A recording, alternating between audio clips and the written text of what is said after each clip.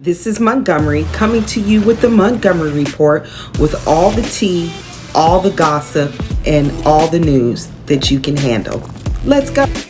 So our first story, we're going to start out talking about Leonard S. Taylor. And Leonard S. Taylor is scheduled for execution on February 4th for the quadruple homicide of his girlfriend and her 3 children back in 2004.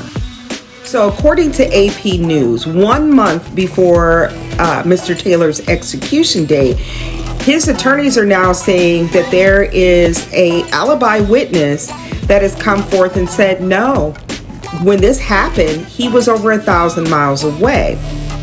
So the case is the victims, Angela Rowe and her 3 children, were found dead in their home in 2004.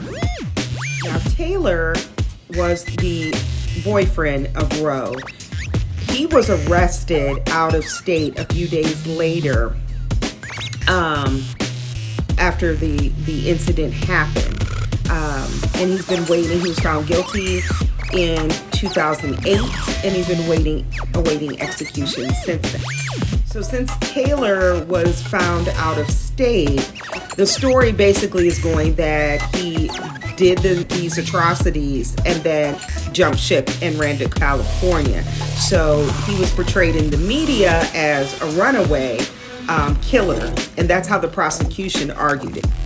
Now, the alleged witnesses, the alibi witnesses, are Taylor's daughter and mother, who alleged that no, he couldn't have done this because at that time when these things happened, he was 1,400 miles away in California. Now, the prosecution is saying no, he did commit this crime. He admitted it in a phone call to his brother, and then he fled to California. Taylor said, no, when I left the state and went to California, Rowe and her children were still alive.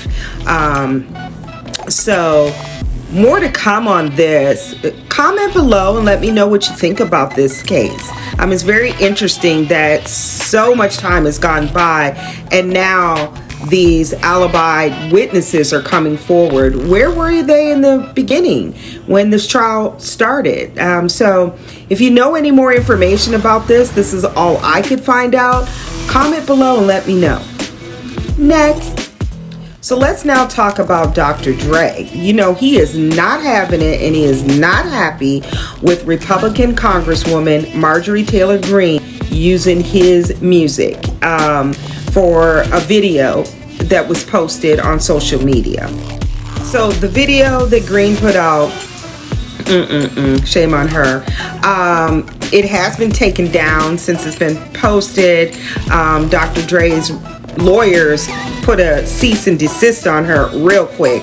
But the video begins with a quick shot of one of Greene's infamous anti-trans posters asserting that there's only 2 genders, and then it shows the congresswoman strutting through the halls of Congress to the tune of Dr. Dre and Snoop Dogg's 1999 hit Still Dre. She was strutting to that, y'all. Now, Greene, with all her strutting and to Dr. Dre and Snoop's song, in the video, she captioned the post, "It's time to begin, and they can't stop what's coming." So Dr. Dre said, "I do not license my music to politicians, point blank, period." And he said, especially to someone who is as divisive and hateful as this one. Talking about Miss Marjorie Taylor Greene. Now, funny enough, after she's done strutted to his music, she got her cease and desist from Dr. Dre's lawyers. She then goes on, right, to criticize the song. Okay, if y'all are followers of my podcast, bitch, what?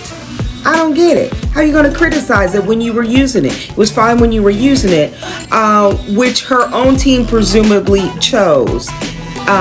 So I don't get it. Make it make sense. Next. So we're going to keep on talking about musicians. So does anyone remember DeBarge. El DeBarge, in fact. El DeBarge, lead singer of the DeBarge. They were family, brothers and sisters who sung together very popular music in the 90s, 80s and 90s. But Mr. El DeBarge allegedly has been arrested for drug and weapon possession. So according to TMZ, he was arrested for drug and weapon possession. And basically what happened, I guess on Sunday, the police in Burbank, California, came to a gas station because he had expired tags. And when they got to the vehicle, they saw a baton. So if you know what a baton is, or if you don't know what a baton is, the police carry them and they are considered illegal. So then that went on into a full-blown car search. So in the car search, the police found allegedly not only the illegal baton, they also found pepper spray and some narcotic substances. And then also, I guess he didn't have a valid driver's license, so he was arrested. And unfortunately for El, he's had run-ins with the police before for narcotics. In 2012, he was arrested in Encino, California, for for sale of narcotics. So, El, come on, buddy. Too talented of a man to be going through this. I don't know what struggles that he may be going through, but as I say on all my podcasts, when it comes to health, mental health, which includes substance abuse, I pray that people get the help and assistance that they need. It's out there. Just gotta grasp onto it. Next. So last but not least, want to take us all to Virginia. I'm sure everyone's heard of this story of the 6-year-old that shot his elementary school teacher.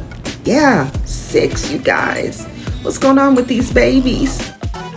So the little one brought this gun to school, put it in his backpack, went to school, 6 years old, remind you. The gun was legally purchased by his mother, who had, the permit to have this gun. And he just decided that he was going to put it in his backpack and bring it to school that day. Now, it's disturbing enough that the 6-year-old was able to get his hands on his mother's gun, whether it was legally purchased or not, and make it to school with it. That's disturbing enough. But the police chief, whose name is Steve Drew, he initially said that the shooting was not accidental and reiterated that it was a deliberate shooting. I'm thrown off. I'm flabbergasted by that claim. And I do know there are so many cases of young people who are making some very major adult decisions. But I'm just floored that he reiterated that it was an intentional shooting. So Steve Drew, the police chief, said that the student had the gun on his person before firing it at the teacher. And he said what we know today is that she was providing the teacher instruction, I'm assuming, to the class. And then the youngster displayed the firearm, pointed it, and he fired one round. Before the gun was fired, there was no physical struggle over the gun. Doesn't appear like there was anything that prompted this youngster to shoot it. So after the police arrived on scene, they did take the youngster in for a court-ordered mental health evaluation. And for going forward now, it'll really be up to the judge to decide what the next steps will be for this young man. It's a sad case all around for the teacher who was injured, for the kids in the classroom, of course, for the mother of the 6-year-old who fired the weapon. I'm sure she is racked with guilt, and I'm sure that poor 6-year-old probably has no real understanding of the ramifications of what happens when you have a firearm. So that is all the tea, gossip, and news today on the Montgomery Report. Please, please, please, my last message is let's keep these babies safe. These children are our future, and we have to protect them. Also, protect yourself, your mental and your physical. Stay safe out there, and until the next time, I'm Montgomery, and this is the Montgomery Report.